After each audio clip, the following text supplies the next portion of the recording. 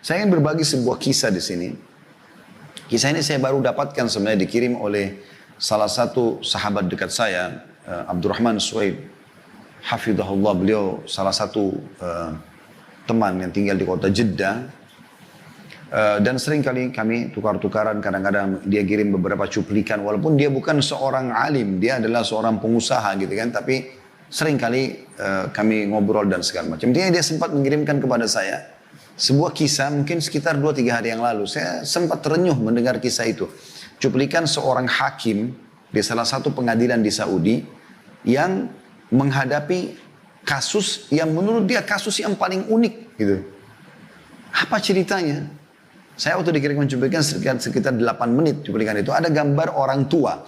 Ada seorang ibu tua sekali sudah keriput semua mukanya. Ada juga 2 laki-laki sudah tua di kanannya. Di kanan gambar itu ya. Saya belum menangkap pesannya pada saat itu. Tapi kemudian saya dengarkan. Mungkin orang kalau tidak mendengar kisah ini. Saya juga sempat kirim ke grup teman-teman da'i. Allahu alam sempat terbaca atau tidak. Karena 8 menit biasa membuat orang jenuh untuk mendengarkan. Tapi kalau didengarkan insya Allah akan dapat poinnya di situ. Nah di situ hakimnya sendiri berbicara. Dia mengatakan salah satu yang paling unik yang saya pernah temui dalam pengadilan. Dia menjadi hakim puluhan tahun gitu. Dia bilang datang seorang yang menurut saya sudah tua. Waktu itu lebih tua daripada si hakim. Umurnya 60 tahun. Sudah sangat tua. Jenggotnya sudah putih. Datang. Ya, kemudian mendekat kepada hakim. Masuk di pengadilan. Lalu dia mengatakan saya punya keluhan hakim. Kata hakim, apa keluhanmu? Dia bilang, keluhanku aku mengeluhkan saudaraku, kakakku. Kata hakim, awalnya saya berpikir, umur 60 tahun, mau mengeluhkan kakaknya, masalah apa ini? Gitu. Sudah sangat tua gitu. Orang bertengkar mungkin antara 20 tahun sama 30 tahun, 40 tahun, mungkin masih kadang-kadang masih terjadi. Ini 60 tahun, berarti kakaknya lebih tua. Kata hakim, berapa umur kakakmu? Dia bilang 65 tahun. Apa permasalahan kalian? Kata dia, ceritanya adalah saya menjadi tentara selama 30 tahun di daerah Tabuk. Tabuk cukup jauh. Di pinggiran Madinah, di pinggiran Saudi, perbatasan. 30 tahun. Dan saya memiliki seorang ibu yang tua. Ibu ini saya titipkan atau dijaga oleh kakak saya yang 65 tahun yang sedang saya keluhkan itu.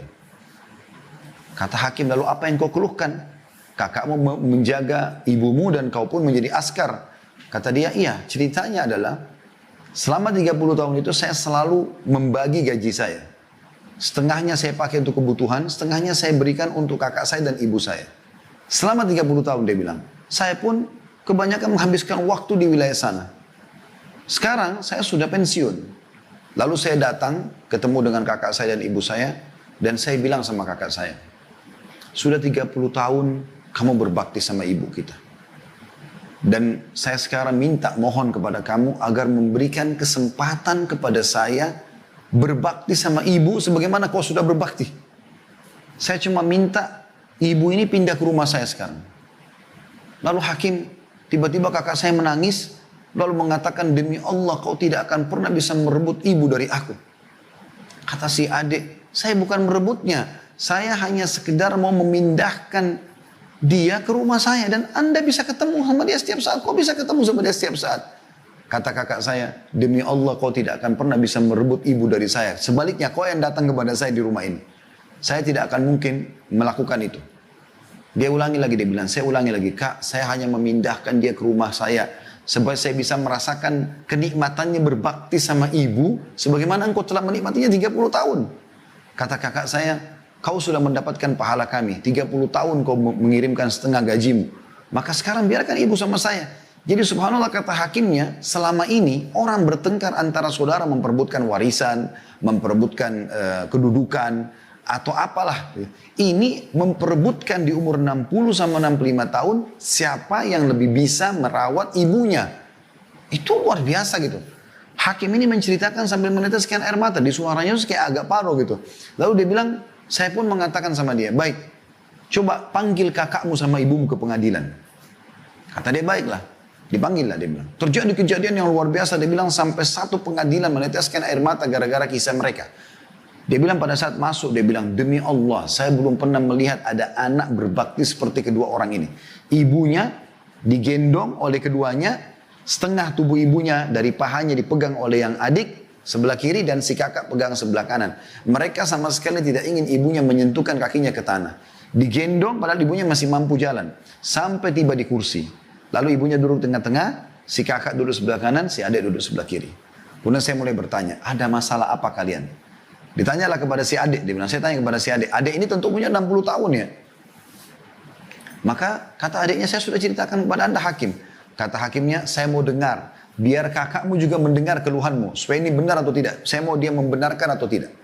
Diceritakanlah kembali ceritanya. Kemudian hakim bertanya kepada si kakak. Bagaimana menurut kamu?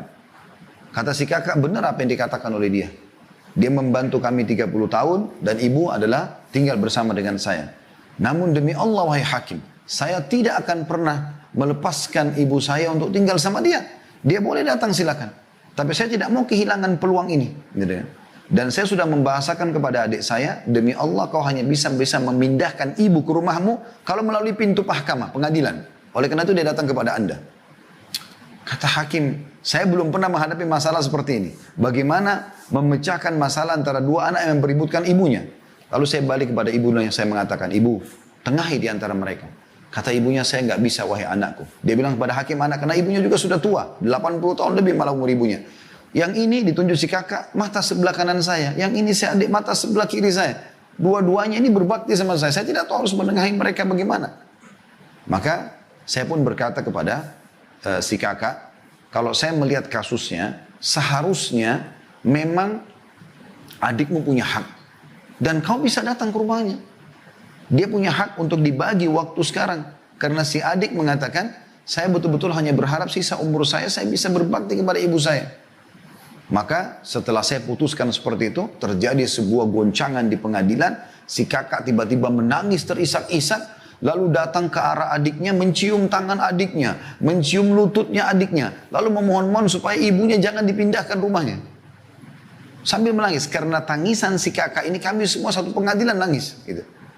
Bagaimana mereka luar biasanya mau memperebutkan ibunya. Ini si kakak cium tangan dan lutut adiknya untuk minta supaya ibunya jangan dipindahkan rumah. Kata adiknya, wahai kakak, saya hanya minta pindah. Berikan saya kesempatan berbuat baik sebagaimana kau telah buat baik sama ibu.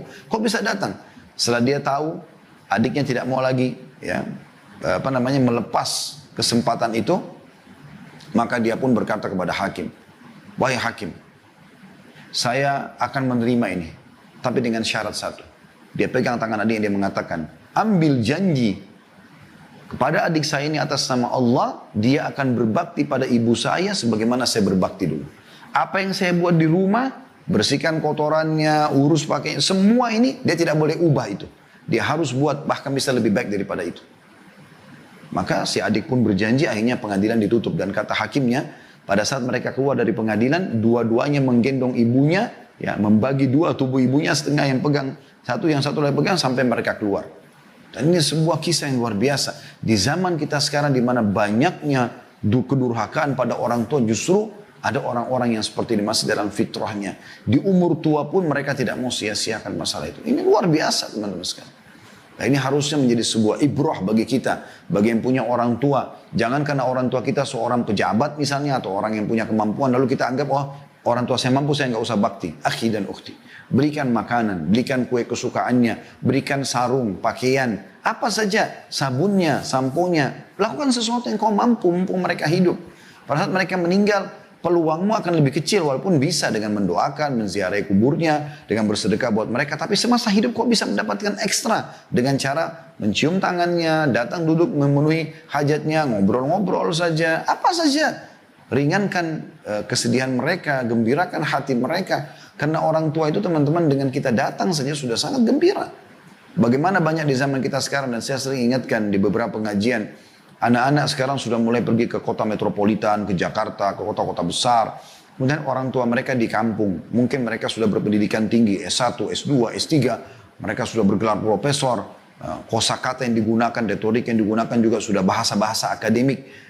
Orang tuanya mungkin SD pun tidak. Maka terjadi ya Gejolak yang syaitan lahirkan dalam dirinya merasa diri lebih daripada orang tua. Sehingga dia malu bertemu dengan orang tuanya, malu kalau diperlihatkan orang tuanya kepada murid-muridnya, atau kepada siapapun karena dianggap nilai pendidikannya kurang. Atau kalau orang tuanya telepon walaupun hanya mau mendengar suaranya buru-buru, sudah ibu ayah saya ada meeting. Tapi kalau teman bisnisnya atau siapapun yang telepon maka mereka akan malah memperhatikan ekstra. Ini semua hal yang harus diperbaiki. Justru peluang kita teman-teman sekalian, surga kita ada di tangan keduanya. Minta doa kepada mereka.